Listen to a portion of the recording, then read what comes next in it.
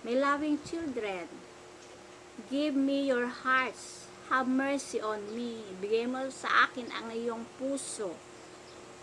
Maawa ka sa akin.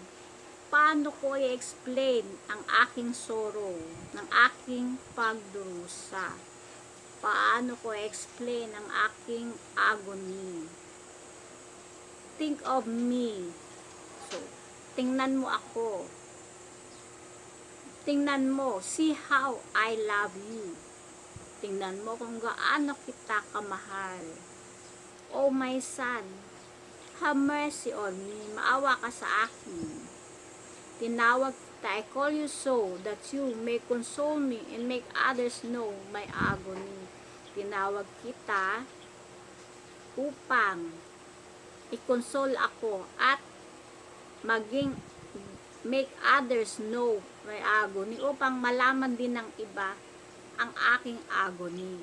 My children, when will you show me love? What are you chasing? What are your worries? Mga anak, kailan mo ipapakita sa akin ang iyong pagmamahal? Ano ang iyong mga hinahanap? Ano ang iyong mga worries? I am waiting for you to have mercy on me. So, naghihintay ako upang ikay maawa sa akin. The hour is very short to save souls. Yung kakaunti, maiksi na ang oras upang magligtas ng kaluluwa.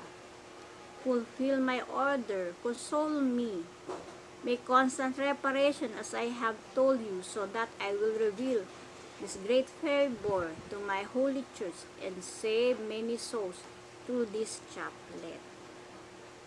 Ayun.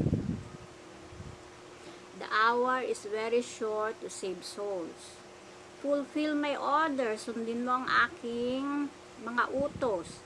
I-console mo ako.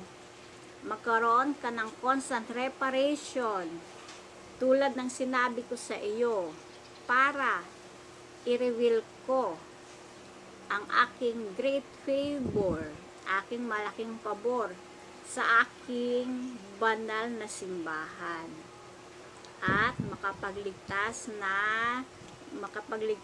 sa pamamagitan ng chaplet na ito. Console me. Yun ang order na ating Panginoon. I-console ang ating Panginoon.